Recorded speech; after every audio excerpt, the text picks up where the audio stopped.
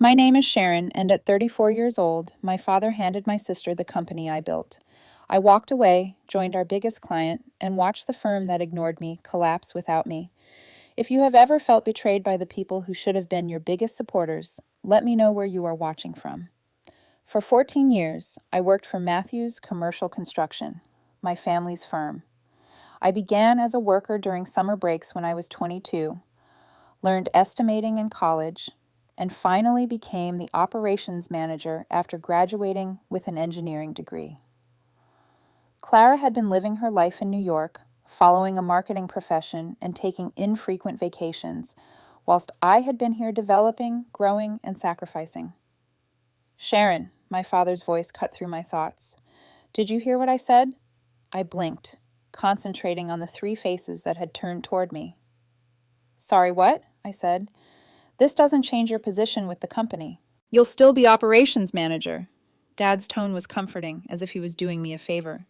Clara will be taking over as CEO when I retire next year, but your role is secure. My sister grinned at me with a mix of sympathy and triumph. At 34, she was 2 years younger than me, but she carried herself with the assurance of someone who had just been given the keys to the kingdom, which I assumed. Sharon, she replied softly and with seasoned tenderness. I hope you know how much I value your expertise. I couldn't do this without you. I glanced at her, wondering if she truly believed Clara had worked for the company for exactly 1 year.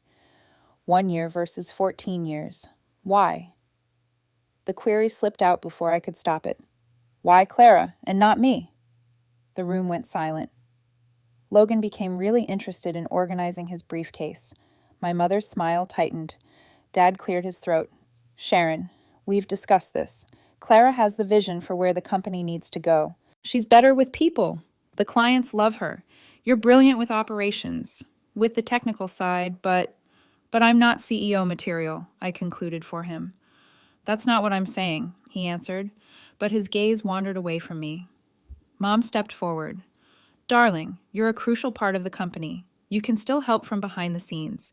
Clara will need your support behind the scenes. The statement struck me like a physical blow. That's where I'd always been, right? Behind the scenes making things happen while others took credit. Clara stood and approached me, grasping my hands in her own. Sharon, this partnership will be amazing. You know the operations inside and out, and I can bring in the big clients. We'll be unstoppable together. I glanced into her eyes, which were the same hazel as mine and our father's, and all I saw was confidence. She genuinely believed she deserved it. Congratulations, I eventually replied, pulling my hands away from hers. If you'll excuse me, I have work to finish. I turned and went out of the conference room, disregarding my mother's calls for my name. The familiar hallway of Matthews Commercial Construction felt weird, as if I were viewing it through a stranger's eyes. Photographs adorned the walls, depicting construction projects, ribbon cuttings, and handshakes with major clients. My father appeared prominently in the majority of them. Clara appeared in several recent ones. I looked, but couldn't find one with me. Behind the scenes, certainly. That night, I sat on my balcony with a bottle of whiskey and my laptop, examining project files, as I had done many times before. My flat overlooked downtown, and the city lights twinkled like stars. In the distance, I could see numerous buildings we'd built over the years, including the recently completed Harrington Tower, our largest project to date, and the one that established Matthews as a genuine contender for significant commercial developments. The Harrington project had been my baby since the beginning. I'd been up for 3 days straight preparing that bid, calculating costs down to the last penny, and creating the novel construction technique that had earned us the contract over organizations twice our size. Dad had been the face of the presentations, of course, but the content had been entirely mine. Clara had sent me a text message. Hey, sis, I know today was a shock. Let's grab lunch tomorrow and talk through the transition. I value your input more than anyone's. I took another drink of whiskey and did not respond. My computer beeped with an email message. Another issue with the West Side development that required my attention. Always something that required my attention. I had been working 70-hour weeks for years. Holidays spent on job sites, vacations cut short by emergency calls, and personal relationships sacrificed for the sake of the family business. All because I believed that one day I would own the company. What a fool I had been. I shut down my laptop and leaned back in my chair, peering up at the night sky. A conclusion was building in my head, becoming clearer with each passing moment. If I wasn't going to inherit the company, and if all of my efforts were worth so little to my family, maybe it was time to reevaluate my level of dedication. No more 70-hour weeks, no more emergency calls in the middle of the night. I wouldn't be sacrificing my life for Matthew's commercial construction anymore. From now on, I would work my scheduled hours. No more or less. I would take the weekends off. I would use my vacation days, and most importantly, I would begin exploring other options.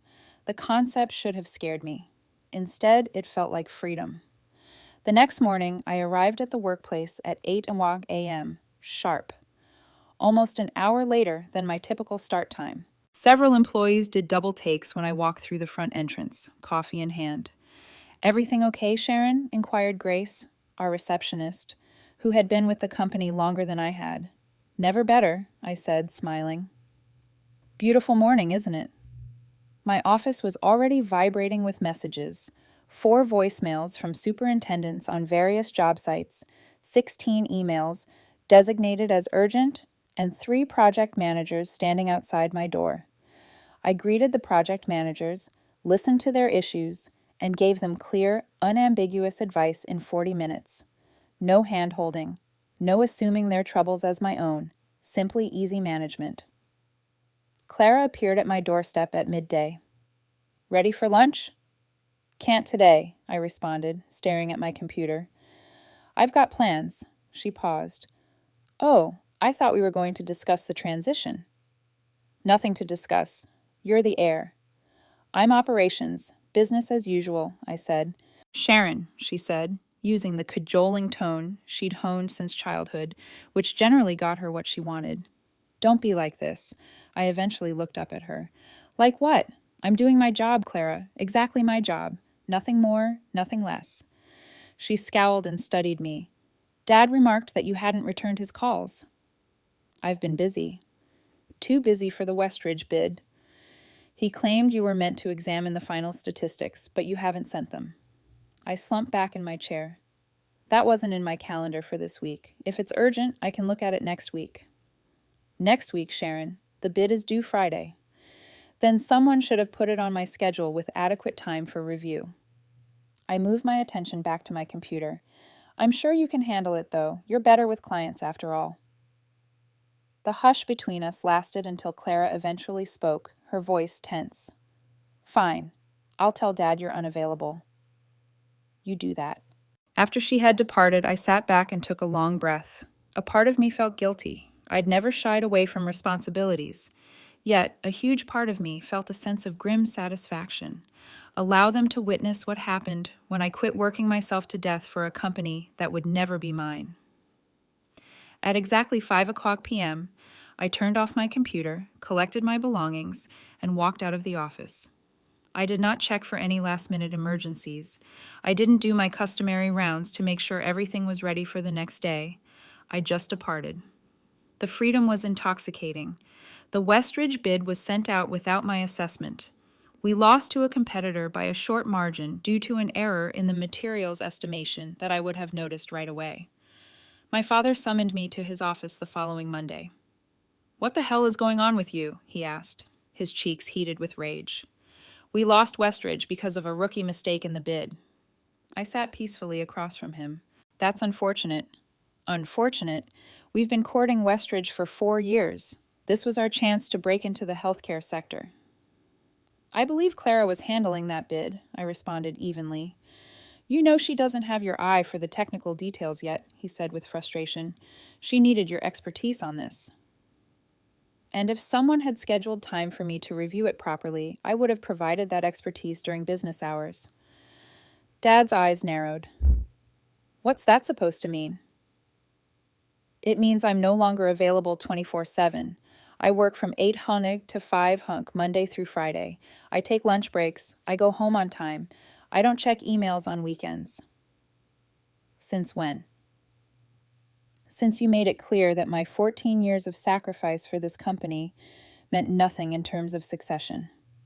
His face lost its color. Is that what this is about? You're punishing the company because you're upset about Clara. I'm not punishing anyone, I explained. I'm simply adjusting my work-life balance to reflect my actual position in the company, an operations manager with no stake in its future. You have the same stake as always. Nothing's changed in your compensation package. Everything's changed, Dad. You can't expect me to work like an owner when you've made it clear I'll never be one. He ran a hand through his graying hair, frustration visible on every line of his face. I need you, Sharon. The company needs you. And I'm here during business hours doing exactly what my job description entails. No more, no less. Dad gave me a long stare before sighing. I've got a meeting with the Harrington Group on Thursday. Their CFO specifically asked that you be there. Something about wanting to discuss the cost-saving measures you implemented on their tower project. I checked my calendar. I can make 9:30 to 10:30 a.m. Work. If the meeting's at 8:30, then I'll be there for the second half. I stood up. Is there anything else? He looked at me as if I was a stranger. Maybe I was. No, he replied finally. That's all. As I came back to my office, I could feel employees' eyes on me. Word had spread about the Westridge offer. People whispered, wondering what was going on with the Matthews family. Let them wonder, I reasoned. Let them all wonder. The meeting with the Harrington Group proved disastrous.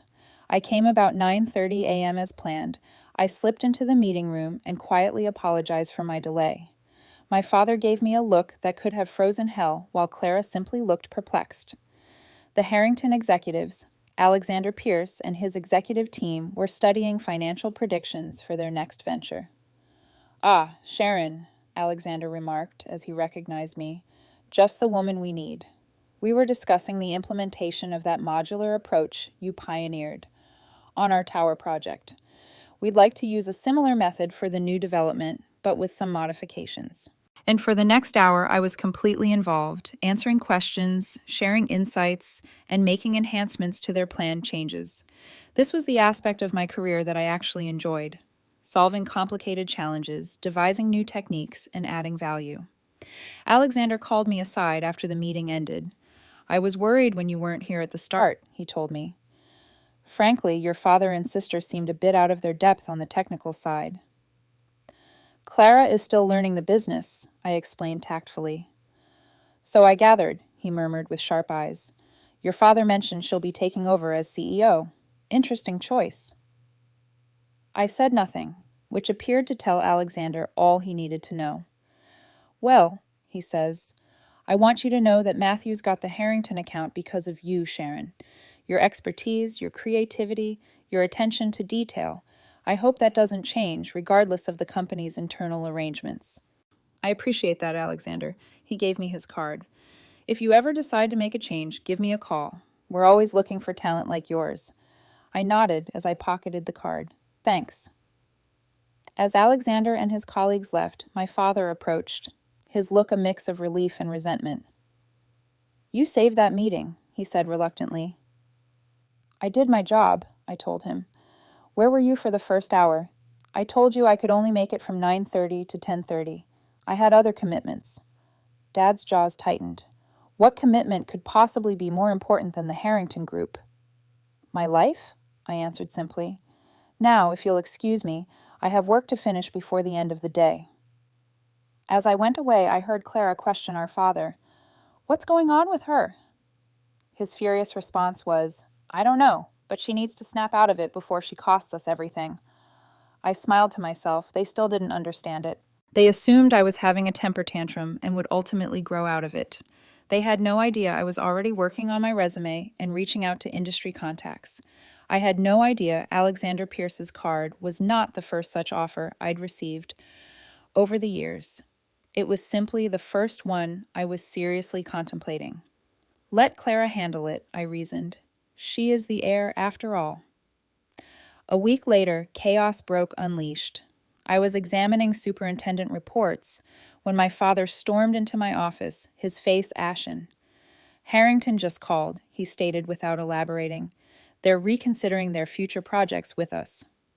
I looked up slowly. Why would they do that? Apparently, there's been a misunderstanding about the timeline for their new development. Clara spoke with Alexander yesterday and agreed to a completion date 5 months earlier than we discussed. That's not possible with their design requirements, I answered flatly. Not unless they want to increase the budget by 45%. I know that, Dad snapped. Everyone in this business knows that, but Clara thought she could win points by promising an aggressive timeline. And now Alexander is saying either we honor the timeline Clara promised, or they'll reconsider their relationship with us. 18 million in future contracts, Sharon, at risk. I leaned back in my chair, taking the information in. What do you want me to do about it? Dad looked at me with surprise. What do I want you to do? I want you to fix this. Call Alexander. Explain the situation.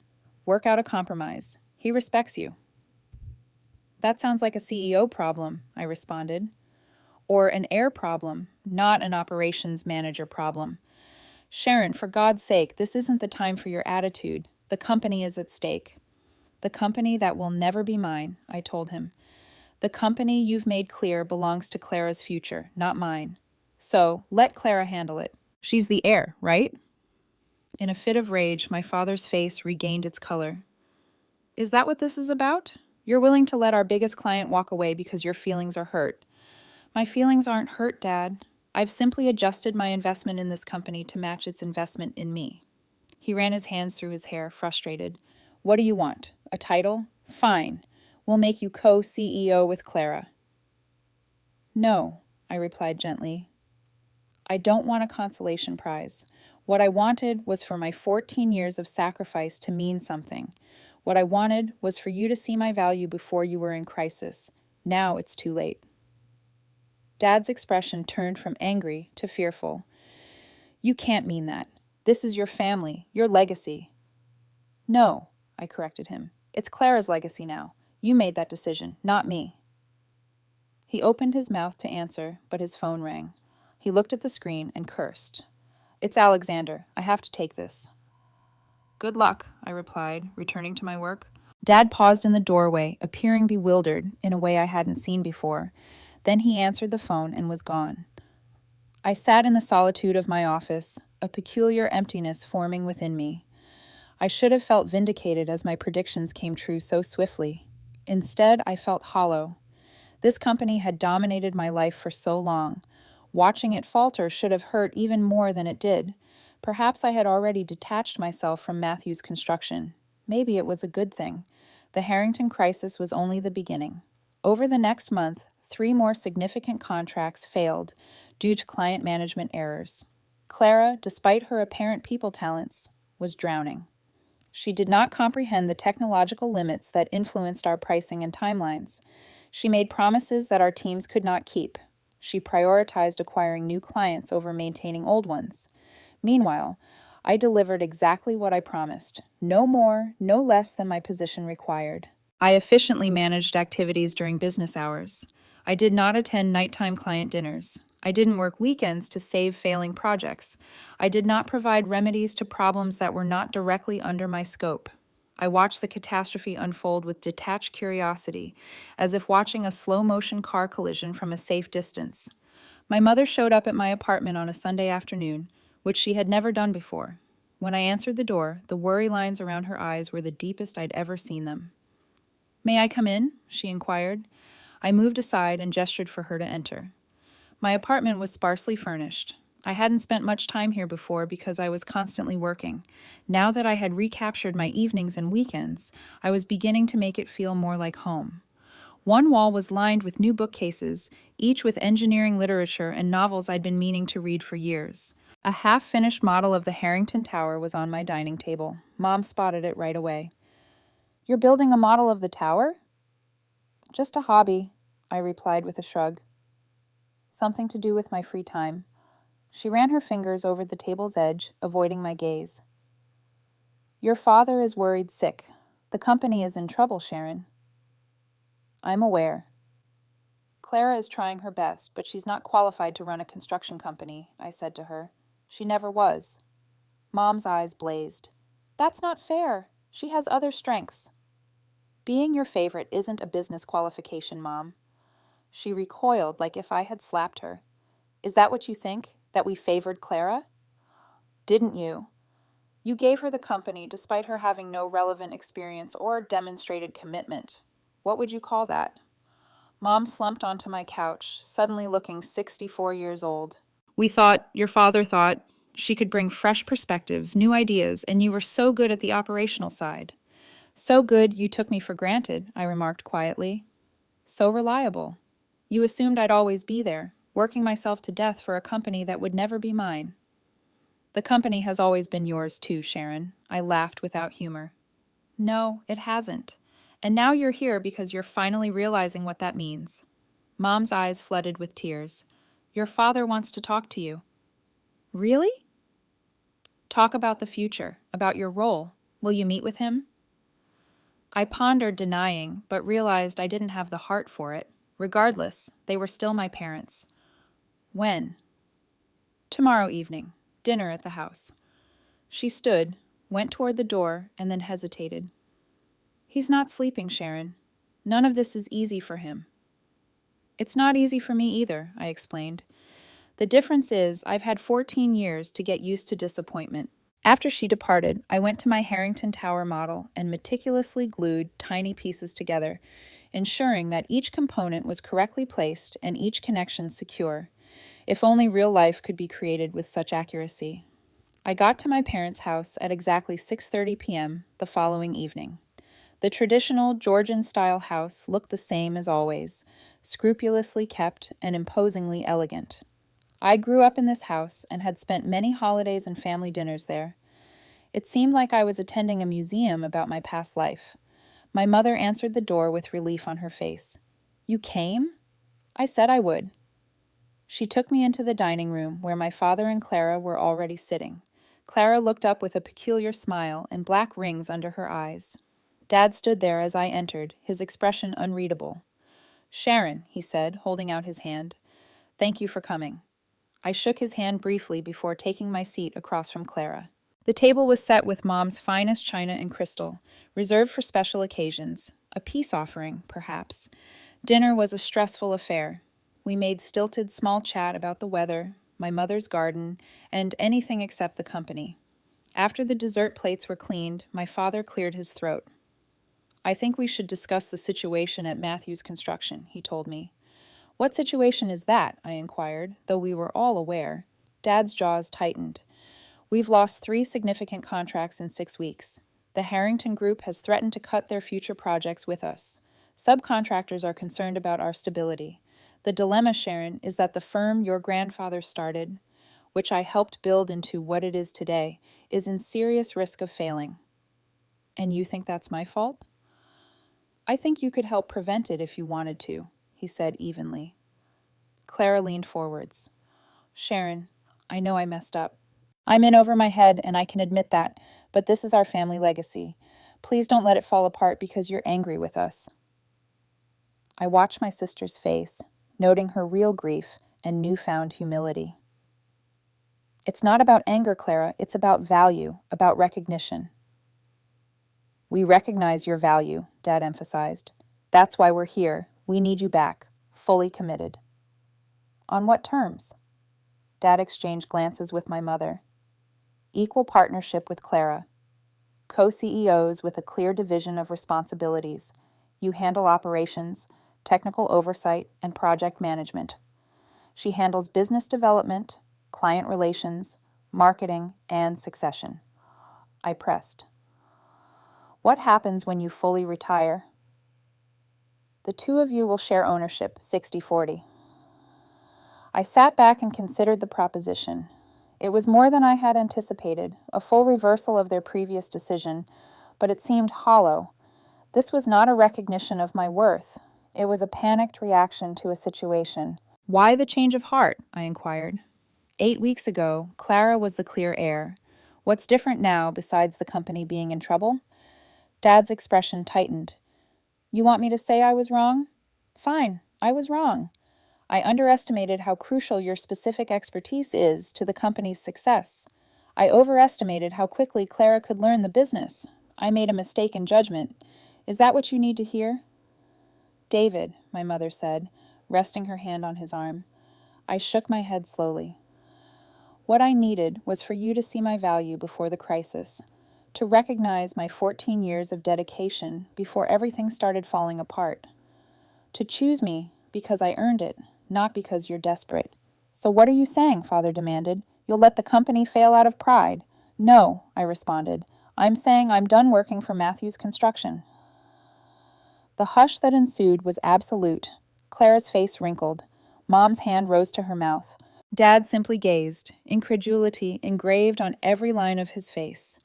You can't mean that, he finally said. I do. I reached into my jacket pocket and pulled out an envelope, which I placed on the table.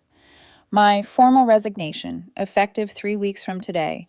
I've accepted a position with Harrington Development as their new Chief Operations Officer. Harrington? Dad's voice was scarcely audible. You're going to work for Alexander? He made me an offer I couldn't refuse. Full executive authority over operations. A significant ownership stake after 5 years. Recognition of my expertise and value from day one, not as a desperate afterthought. Clara discovered her voice. You're abandoning us. Your own family? No, Clara. The family abandoned me when you decided I was only good enough to work behind the scenes while you took center stage. I'm simply recognizing that reality and making the best choice for my future. Dad moved away from the table, rage replacing shock. So that's it? 14 years and you just walk away, to our biggest competitor, no less.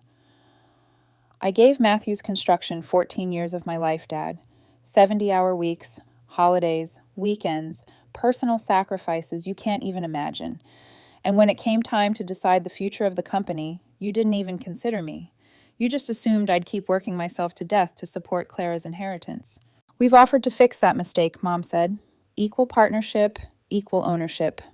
Too little, too late, I muttered, getting up from my chair. Sharon, please, Clara said, her voice breaking.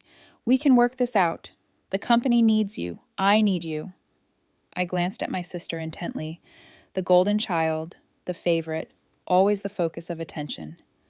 For the first time, I noticed terror in her eyes, fear, and the understanding that she was out of her element. You should have thought of that before you accepted a company you weren't qualified to run, I said softly. Actions have consequences, Clara. Welcome to the real world. When I turned to leave, my father's voice halted me at the door.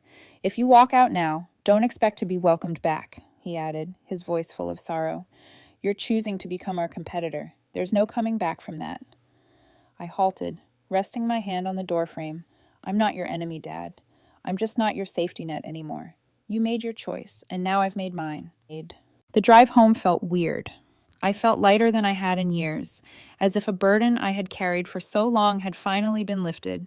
There was also despair, because the familial relationships would never be the same for the dream of leading Matthews Construction, which had perished 8 weeks prior. But largely, there was excitement, a new beginning, a chance to be recognized for my abilities and to create something on my own terms. My phone buzzed with texts from Clara and my mother, pleading with me to rethink. I hushed it and placed it into the passenger seat. Their terror was no longer my responsibility.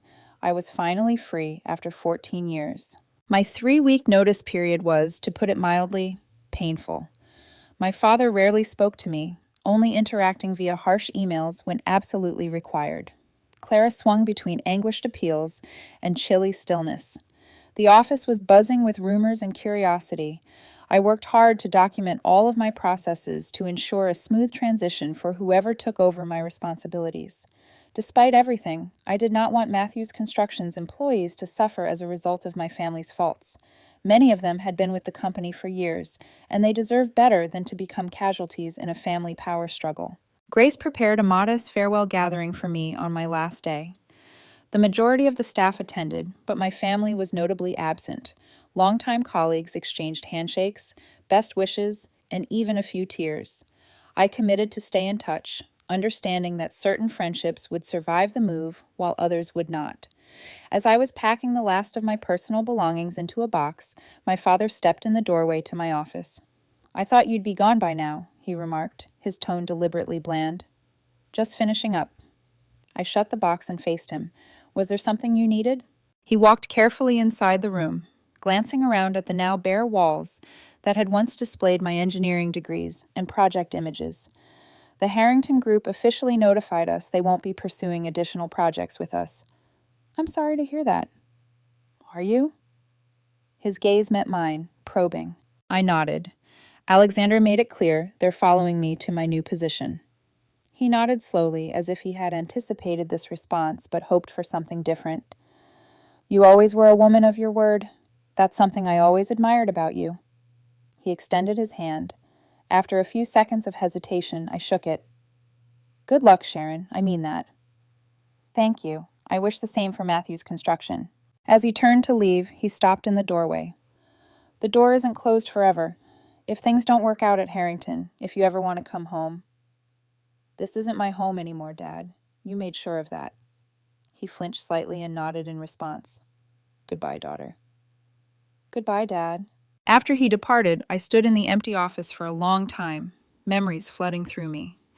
My first day as operations manager, late evenings going over bids, and the jubilation when we won the Harrington Tower contract. I had spent so much of my life within these walls, but that chapter was coming to a close. It was time to compose another one. I grabbed my box and walked out, nodding goodbye to Grace as I passed the registration counter. Outside, the afternoon sun shone brightly, and the future stretched before me like an open road. My phone vibrated in my pocket. Alexander Pierce, presumably calling to confirm my start date on Monday. As I carried my box into the car, I noticed the Matthews Construction sign over the door. The family name that had defined me for so long. My heritage, my burden, my almost legacy. Not anymore. I got in my car and drove away without looking back.